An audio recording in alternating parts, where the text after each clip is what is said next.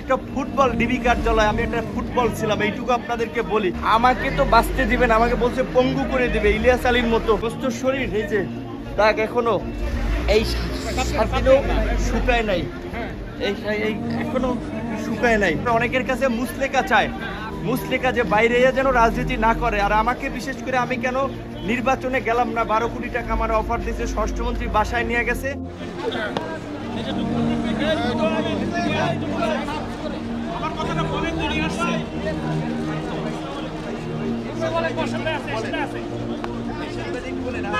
রিমান্ডে নিলে ব্যাপক টর্চার, ঝুলাইয়া গরু ছাগলের মতো ঝুলাইয়া কারেন্টের শক দেয় এবং সিনিয়র জুনিয়র নাই, চট থাপ্পড় গরুর মতো হাত পাও বাইন্দা পিটাইতেছে।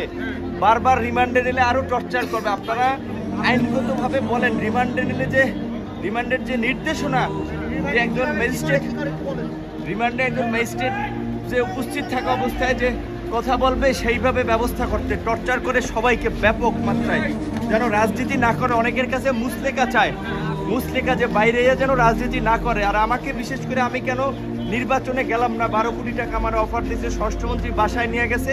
তারপর আমি কেন নির্বাচনে গেলাম না, শেখ হাসিনাকে নিয়ে গালিগালাজ করি, বক্তব্য দেই সরকারকে নিয়ে। এই কারণে আমাকে যারা ছাত্রলীগপন্থী অফিসার তারা ইচ্ছা মতো ফুটবলের মতো, আমি একটা ফুটবল ডিবি কার্যালয়, আমি একটা ফুটবল ছিলাম, এইটুকু আপনাদেরকে বলি।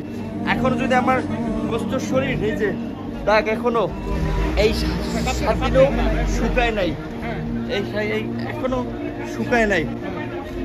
আপনারা একটু তো বলেন অন্তত রিমান্ডে যে আমরা এই সরকারের পতন ছাড়া আমাদের বাঁচার এবং জাতির মুক্তির পথ নাই। সরকার পতন না হওয়া পর্যন্ত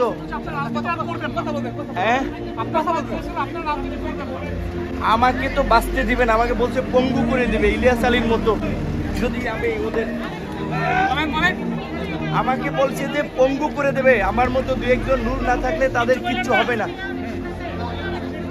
আমি শুধু এইটুকু বলি যে আমার শারীরিক পরীক্ষা করা দরকার, চিকিৎসা করা দরকার। আমার ইনজেকশন পুশ করছে, এটি